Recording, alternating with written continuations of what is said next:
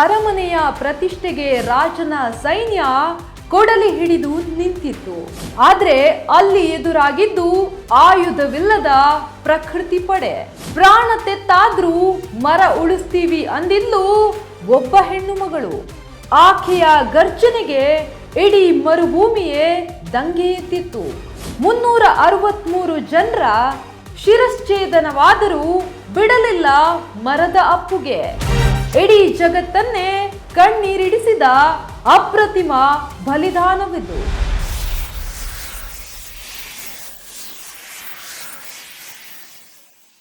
ನಮಸ್ತೆ ವೀಕ್ಷಕರೇ, public I ಸ್ಟೋರೀಸ್ಗೆ ಸ್ವಾಗತ. ನಾನು ಅಂಕಿತಾ ರೈ. ಸುಮಾರು 300 ವರ್ಷಗಳ ಹಿಂದೆ ತಾರ್ ಮರುಭೂಮಿ ಪ್ರದೇಶ ಒಬ್ಬ ರಾಜನ ಆದೇಶದಂತೆ ಒಂದು ದೊಡ್ಡ ಕುದುರೆ ಸೈನ್ಯ ಆ ಜಾಗಕ್ಕೆ ಎಂಟ್ರಿ ಕೊಟ್ಟಿತ್ತು. ಆ ಸೈನ್ಯಕ್ಕಿದ್ದ ಟಾಸ್ಕ್ ಮಾರಣ ಹೋಮ. ಆಗ ಆ ಪ್ರದೇಶದ ಜನ ಆ ಸೈನ್ಯದ ಜೊತೆ ಯುದ್ಧಕ್ಕಿಳಿದ್ರು. ಆದ್ರೆ ಕೈನಲ್ಲಿ ಯಾವುದೇ ಆಯುಧ ಇರಲಿಲ್ಲ. ಇದು ಒಬ್ಬ ಮಹಿಳೆಯಿಂದ ಶುರುವಾಗಿದ್ದ ದಂಗೆ. ಆಕೆ ಖರ್ಜಿಸಿದ್ಲು.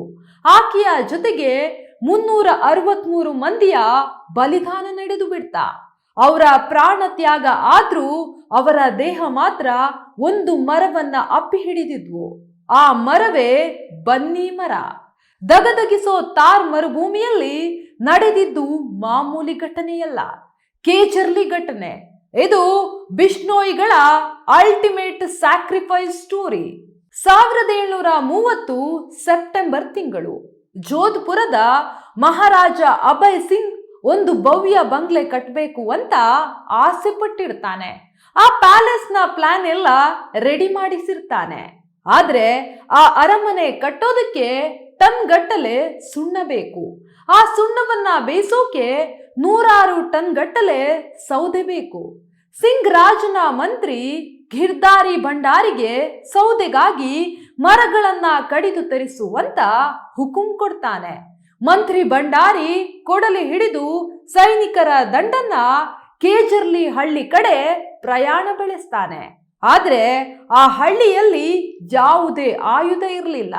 ಹೃದಯಗಳಿಂದ ಹೋರಾಡೋ ಸೈನ್ಯ ಇತ್ತು. ಅದೇ ಬಿಷ್ಣೋಯಿ ಪಡೆ.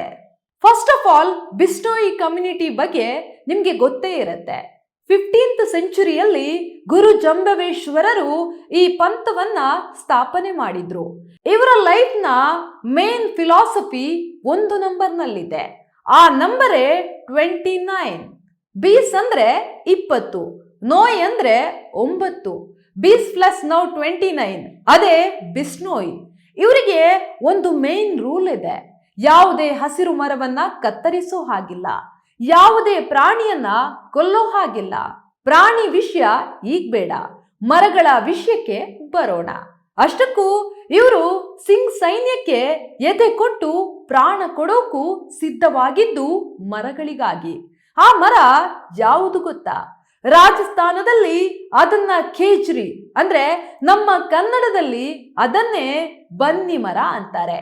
ಇದನ್ನ ಸಂಸ್ಕೃತದಲ್ಲಿ ಶಮಿ ವೃಕ್ಷ ಅಂತಲೂ ಕರೀತಾರೆ. ರಾಜಸ್ಥಾನದ ಜೋಧ್ಪುರ ಜಿಲ್ಲೆಯಲ್ಲಿರೋ ಐತಿಹಾಸಿಕ ಈ ಗ್ರಾಮದ ಹೆಸರು ಕೂಡ ಖೇಜರ್ಲಿ ಗ್ರಾಮ.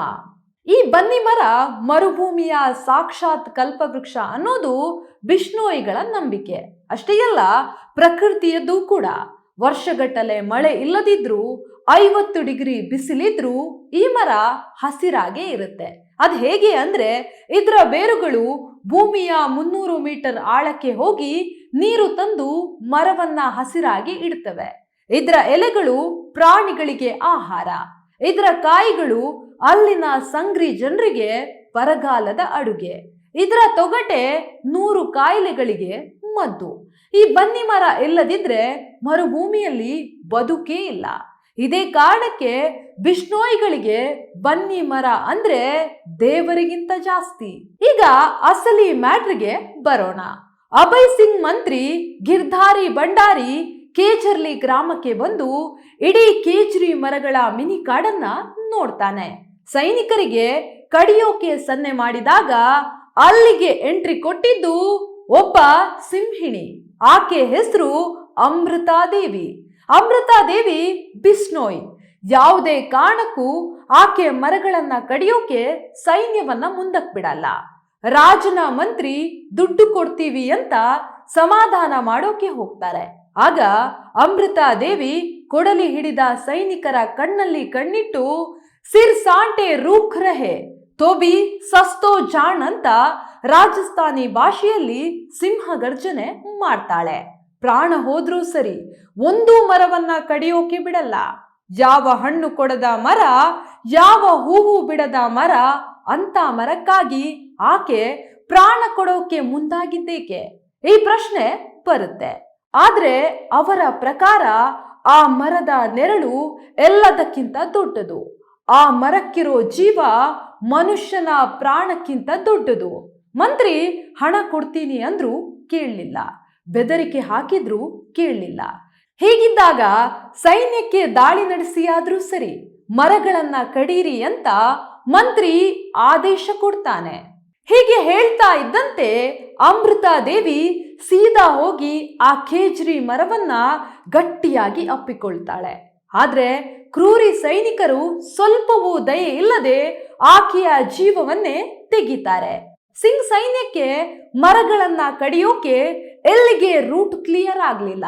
ಆ ಸೈನ್ಯ ಊಹಿಸದ ಘಟನೆ ಅಲ್ಲಿ ನಡೆದೋಯ್ತು. ಯಾವಾಗ ಅಮೃತಾ ದೇವಿಯ ದೇಹ ಕೆಳಗೆ ಬಿತ್ತೋ ಅಲ್ಲಿಗೆ ಮತ್ತೆ 3 ಯುವತಿಯರ ಎಂಟ್ರಿ ಆಗತ್ತೆ. ಅವರು ಬೇರಾರೂ ಅಲ್ಲ, ಅಮೃತಾ ದೇವಿಯ 3 ಹೆಣ್ಮಕ್ಳು, ಅಸು, ರತ್ನಿ, ಭಾಗು. ತಾಯಿಯ ದೇಹ ರಕ್ತದ ಮಡುವಲ್ಲಿ ಬಿದ್ದಿದ್ರೂ ಮರವನ್ನೇ ಅಪ್ಪಿಕೊಂಡಿದ್ದ ತಾಯಿಯನ್ನ ನೋಡಿ ಹೆದರದ 3 ಮಕ್ಕಳು ಓಡಿ ಹೋಗಿ ಅವರು ಸಹ ಬನ್ನಿ ಮರಗಳನ್ನ ಅಪ್ಪಿಕೊಳ್ತಾರೆ. ದಾರುಣ ಏನಂದ್ರೆ ಸಿಂಗ್ ಸೈನಿಕರು ಅವರನ್ನ ಕೂಡ ಬಲಿ ಪಡಿತಾರೆ. ಈ ಘಟನೆಯ ಸುದ್ದಿ ಸುತ್ತಮುತ್ತಲಿನ 84 ಬಿಷ್ಣೋಯಿ ಹಳ್ಳಿಗಳಿಗೆ ಕಾಡ್ಗಿಚ್ಚಿನಂತೆ ಹಬ್ಬಿಕೊಳ್ಳುತ್ತೆ. ಇಡೀ ಬಿಷ್ಣೋಯಿ ಹಳ್ಳಿಗಳು ಕೇಜರ್ಲಿ ಹಳ್ಳಿಗೆ ದಂಗೆ ಎದ್ದು ಬರ್ತವೆ. ಆ ಇಡೀ ಜನಾಂಗ ಒಟ್ಟಿಗೆ ಸೇರಿ ಪ್ರಾಣ ಹೋದ್ರೂ ಕೇಜ್ರಿ ಮರ ಉಳಿಬೇಕು ಅನ್ನೋ ದಿನಾದ ಮರುಭೂಮಿಯಲ್ಲಿ ಮುಳುಗಿಸ್ತಾರೆ. ಆಗ ನಡೆದ ಬಲಿದಾನ ಸಣ್ಣದಲ್ಲ. ಅಮೃತಾ ದೇವಿಯಿಂದ ಶುರುವಾಗಿದ್ದ ಮರ ಅಪ್ಪುಗೆಯ ಕ್ರಾಂತಿ ಒಬ್ಬೊಬ್ಬರಾಗಿ ಹೋಗಿ ಮರಗಳನ್ನ ಆಲಂಗಿಸೋಕೆ ಕಿಡಿ ಹೊತ್ತಿಸಿರುತ್ತೆ. ಮುದುಕರು, ಯುವಕರು, ತಾಯಂದಿರು, ಮಕ್ಕಳು, ಸಣ್ಣವರು, ದೊಡ್ಡವರು ಅನ್ನೋದನ್ನ ನೋಡದೆ ಮರಗಳನ್ನ ಅಪ್ಪಿ ಹಿಡಿದು ಬಿಡ್ತಾರೆ. ವಿಷಾದ ಏನಂದ್ರೆ ಆ ಸೈನಿಕರು ಮರ ಅಪ್ಪಿದವರನ್ನೆಲ್ಲ ಕೊಲ್ಲುತ್ತಾ ಹೋಗ್ತಾರೆ. ಆ ದಿನ ಮರ ರಕ್ಷಣೆಗಂತ ನಿಂತದ್ದು ಬರೋಬ್ಬರಿ 363 ಜನ ಬಿಷ್ಣೋಯಿಗಳು. ಬಲಿಯಾಗಿದ್ದು ಕೂಡ 363 ಜನ ಬಿಷ್ಣೋಯಿಗಳೇ. ಕೇಜ್ರಿ ಮರವನ್ನ ರಕ್ಷಣೆ ಮಾಡೋಕೆ ತಮ್ಮ ಪ್ರಾಣವನ್ನೇ ದಾನ ಮಾಡಿದ್ದ ವೀರರು ಅವರು. ಇಡೀ ಜಗತ್ತಿನ ಹಿಸ್ಟ್ರಿಯಲ್ಲೇ ಎಂಥದ್ದೊಂದು ಎಮೋಷನಲ್ ಕತೆ ಎಲ್ಲೂ ನಡೆದಿಲ್ಲವೇನೋ. ಕತೆ ಈ ಬಲಿದಾನಕ್ಕೆ ಮುಗಿಯಲ್ಲ, ಪಶ್ಚಾತ್ತಾಪಕ್ಕೆ ತಿರುಗುತ್ತೆ. ಯಾವ ಆಸೆಗಾಗಿ ಜೋಧ್ಪುರದ ಮಹಾರಾಜ ಅಭಯ್ ಸಿಂಗ್ ಸೈನ್ಯವನ್ನ ಕಳಿಸಿದ್ನೋ ಈ ಭೀಕರ ಘಟನೆಯ ಸುದ್ದಿ ಕೇಳಿ ಶಾಕ್ ಆಗ್ತಾನೆ. ಕೂಡ್ಲೆ ಆ ಹಳ್ಳಿಗೆ ಓಡೋಡಿ ಬಂದು ಆ ರಕ್ತ ಸಿಕ್ತ ಬಲಿದಾನವನ್ನ ಕಣ್ಣಾರೆ ನೋಡ್ತಾನೆ. ಪಾಪ ಪ್ರಜ್ಞೆ ಕಾಡುತ್ತೆ. ಪಶ್ಚಾತ್ತಾಪ ಅವನನ್ನ ಸುಡೋಕೆ ರೆಡಿ ಆಗತ್ತೆ. ಕೇಜರ್ಲಿ ಹಳ್ಳಿ ಜನರ ಕಾಲಿಗೆ ಬಿದ್ದು ಕ್ಷಮೆ ಕೇಳ್ತಾನೆ. ಬಿಷ್ಣೋಯಿಗಳ ಈ ಅಪ್ರತಿಮ ಪರಿಸರ ಭಕ್ತಿಗೆ ತಲೆಬಾಗಿ ಮುಂದೆಂದು ಇಂಥ ತಪ್ಪಾಗದಂತೆ ಆ ರಾಜ ಇವತ್ತಿನಿಂದ ಬಿಷ್ಣೋಯಿ ಹಳ್ಳಿಗಳ ಸುತ್ತಮುತ್ತ ಯಾವುದೇ ಹಸಿರು ಕೇಜ್ರಿ ಮರವನ್ನ ಕತ್ತರಿಸುವಂತಿಲ್ಲ, ಯಾವುದೇ ಪ್ರಾಣಿಯನ್ನ ಕೊಲ್ಲುವಂತಿಲ್ಲ. ಈ ಆದೇಶ ಮೀರಿದ್ರೆ ಮರಣ ದಂಡನೆ ಅಂತ ಒಂದು ಶಾಶ್ವತ ತಾಮ್ರಪತ್ರದ ಕಾಯ್ದೆ ಹೊರಡಿಸ್ತಾನೆ. ಮತ್ತೊಂದು ಶಾಕಿಂಗ್ ವಿಚಾರ ಏನ್ ಗೊತ್ತಾ? ಈ ಚಳುವಳಿಗಳಿಗೆ ಈ ಕೇಜರ್ಲಿ ಗ್ರಾಮ ಮಾದರಿಯಾದ್ರೆ ಅಲ್ಲಿ ನಡೆದಿದ್ದ ಘಟನೆಗೆ ಮೊಘಲರ ಯುದ್ಧದ ಲಿಂಕ್ ಇದೆ. ಅದ್ ಹೇಗೆ ಅಂತ ನೋಡೋದಾದ್ರೆ, ಮಹಾರಾಜ ಅಭಯ್ ಸಿಂಗ್ ಆ ಟೈಮ್ನಲ್ಲಿ ಅಹಮದಾಬಾದ್ನಲ್ಲಿದ್ದ ಮೊಘಲ್ ಸುಬೇದಾರ್ ಸರಬುಲಂದ್ ಖಾನ್ ವಿರುದ್ಧದ ದೊಡ್ಡ ಯುದ್ಧಕ್ಕೆ ಸಿದ್ಧತೆ ನಡೆಸ್ತಿದ್ದ. ಅದೇ ಯುದ್ಧದ ಖರ್ಚಿಗಾಗಿ, ಯುದ್ಧಕ್ಕೆ ಬೇಕಾದ ಶಸ್ತ್ರಾಸ್ತ್ರಗಳ ತಯಾರಿಕೆಗಾಗಿ ತಕ್ಷಣವೇ ಹೊಸ ಅರಮನೆ ಹಾಗೆ ಕೋಟೆಯನ್ನ ನಿರ್ಮಿಸೋದು ಅನಿವಾರ್ಯವಾಗಿತ್ತು. ಆ ಯುದ್ಧದ ಬ್ಯುಸಿಯಲ್ಲಿ, ಆ ಟೆನ್ಷನ್ ನಲ್ಲಿ ರಾಜ ಅಭಯ್ ಸಿಂಗ್ ಅವನ ಮಂತ್ರಿ ಗಿರ್ದಾರ್ ಭಂಡಾರಿಗೆ ಆದಷ್ಟು ಬೇಗ ಕೆಲಸಗಳು ಆಗ್ಬೇಕು ಅಂತ ಒಂದು ಡೆಡ್ಲೈನ್ ಹಾಕ್ಬಿಟ್ಟಿದ್ದ. ಈಗ ಆ ಪ್ರೆಷರ್ ಮಂತ್ರಿ ಮೇಲೆ ಬಿತ್ತು. ಯಾವಾಗ ರಾಜನ ಡೆಡ್ಲೈನ್ ಪ್ರೆಷರ್ ನೆತ್ತಿ ಮೇಲೆ ಬಿತ್ತೋ, ಭಂಡಾರಿ ಸೀದಾ ಸೈನ್ಯವನ್ನ ಕರ್ಕೊಂಡು ಅಮಾಯಕ ಬಿಷ್ಣೋಯಿಗಳ ಮಾರಣ ಹೋಮಕ್ಕೆ ಮುಂದಾಗಿದ್ದ. ಅಂದ್ರೆ ರಾಜಕೀಯ ಯುದ್ಧದ ಒತ್ತಡ, ಪವಿತ್ರ ಪರಿಸರ ರಕ್ಷಣೆಯ ದುಗುಡ, ಈ ಎರಡರ ನಡುವೆ ನಡೆದ ಘರ್ಷಣೆನೇ ಈ ಖೇಜರ್ಲಿ ಪ್ರಾಣತ್ಯಾಗ. ಸ್ನೇಹಿತರೆ, ನಿಮ್ಗೆ ಇಲ್ಲಿ ಮತ್ತೊಂದು ಡೌಟ್ ಬರ್ಬೋದು. ಸುಣ್ಣ ಸುಡೋಕೆ ಬನ್ನಿ ಮರಗಳೇ ಯಾಕೆ ಬೇಕಿತ್ತು? ಅವನು ರಾಜ, ಬೇರೆ ಎಲ್ಲಾದ್ರೂ ಸೌದೆಗಳನ್ನ ಅರೇಂಜ್ ಮಾಡ್ಕೊಳ್ಬೋದಿತ್ತಲ್ಲ ಅಂತ. ಬಟ್ ಆ ಸೈನ್ಯ ಬನ್ನಿ ಮರಗಳಿಗಾಗಿನೇ ಬೆನ್ನತ್ತಿದ ಹಿಂದೆ ಮತ್ತೊಂದು ಸಾಲಿಡ್ ರೀಸನ್ ಇದೆ. ಆ ದಿನ ರಾಜಮಹಲ್ಗೆ ಕಲ್ಲಿನ ಗಾರೆ ತಯಾರಿಸೋಕೆ ಅವರಿಗೆ ಕೇಜ್ರಿ ಮರವೇ ಬೇಕಿತ್ತು. ಯಾಕಂದ್ರೆ ರಾಜಸ್ಥಾನದ ಸುಣ್ಣದ ಗಾರೆ ತುಂಬಾ ಪವರ್ಫುಲ್ ಆಗಿರುತ್ತೆ. ಆ ಕಲ್ಲುಗಳನ್ನ ತಯಾರಿಸೋಕೆ ಅತಿಯಾದ ಶಾಖ ಬೇಕಿದ್ದ ಕಾರಣಕ್ಕೆ ಅವರಿಗೆ ಈ ಕೇಜ್ರಿ ಮರಗಳು ಬೇಕಾಗಿತ್ತು. ಇದೇ ಮರಗಳು ಯಾಕೆ ಬೇಕು ಅಂದ್ರೆ, ಮರುಭೂಮಿಯಲ್ಲಿ ಈ ಮರಕ್ಕಿಂತ ಬೇರೆ ಯಾವ ಮರಗಳ ಸೌದೆಗಳು ಕೂಡ ಅತಿ ಹೆಚ್ಚು ಉಷ್ಣತೆಯಲ್ಲಿ ಉರಿತಿರ್ಲಿಲ್ಲ. ಅಷ್ಟೇ ಅಲ್ಲದೆ ಈ ಬನ್ನಿ ಮರಗಳು ಹೆಚ್ಚು ಶಾಖ ಕೊಡೋದಲ್ಲದೆ ಬೂದಿ ಸಹ ಕಡಿಮೆ ಇರ್ತಿತ್ತು. ಇದೇ ಕಾರಣಕ್ಕೆ ರಾಜ್ಮಹಲ್ ತುಂಬಾ ದಿನ ಬಾಳಿಕೆ ಬರಬೇಕು ಅಂತ ಆಗ ರಾಜರ ಪ್ರತಿಷ್ಠೆಗಾಗಿ ಬದುಕ್ತಾ ಇದ್ದಿದ್ರಿಂದ ಈ ಮರಗಳಿಗಾಗಿ ಆ ಘಟನೆ ನಡೆಸಿದ್ರು. 300 ವರ್ಷಗಳ ಹಿಂದೆ ನಡೆದಿದ್ದ ಕೇಜರ್ಲಿ ಕಿಚ್ಚು ಜನರಲ್ಲಿ ಪರಿಸರದ ಪ್ರೀತಿ ಅರಳಿಸಿತ್ತು. ಇದೇ ಕೇಜರ್ಲಿಯ ಕೇಜ್ರಿ ಮರಗಳ ಹೋರಾಟ ಎಷ್ಟೋ ಪರಿಸರ ರಕ್ಷಣೆಗೆ ಪಾಠ ಕಲಿಸಿತ್ತು. ಇವತ್ತಿಗೂ ಬಿಷ್ಣೋಯಿ ಹಳ್ಳಿಗಳಲ್ಲಿ ಜಿಂಕೆಗಳು, ನವಿಲುಗಳು ಜನರ ಜೊತೆ ಮನೆಯ ಮಕ್ಕಳಂತೆ ತಿರುಗಾಡ್ತವೆ. ಅವರಿದ್ದ ಕಡೆ ಮರಗಳು ಹಸಿರಾಗಿ ತೂಗಾಡ್ತವೆ. ಅಮೃತ ದೇವಿ ಜೊತೆಗೆ ಆ 363 ಮಂದಿಯ ಬಲಿದಾನ, ಈ ಪ್ರಕೃತಿ ನಮಗೋಸ್ಕರ, ಪ್ರಕೃತಿಯೊಳಗೆ ನಾವು ಇದ್ದೀವಿ ಅನ್ನೋದನ್ನ ಅರ್ಥ ಮಾಡಿಸ್ತಿದೆ. ಈಗಲೂ ರಾಜಸ್ಥಾನದ ಕೇಜರ್ಲಿ ಊರಲ್ಲಿ ಸ್ಮಾರಕ ಸ್ತೂಪಗಳನ್ನ ನಿರ್ಮಿಸಲಾಗಿದೆ.